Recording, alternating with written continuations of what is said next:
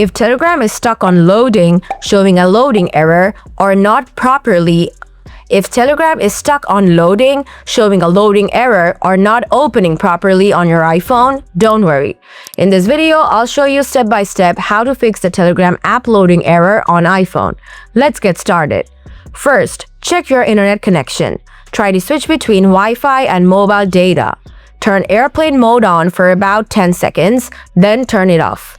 If you're using a VPN or proxy app, turn it off and ensure you're on the latest version. If that does not work, then follow these advanced solutions. Solution 1. Check for a server outage. Before changing any settings, verify if the problem is on Telegram. Open Safari on your iPhone and go to downdetector.com. Type the name of Telegram in the search box. Analyze the graph. A huge spike in the last hour indicates a widespread outage.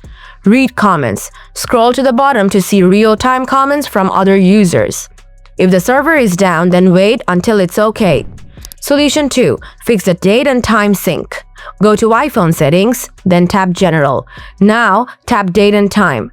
Toggle Set Automatically to Off. Wait 5 seconds and toggle it back on. Restart Telegram. Solution 3.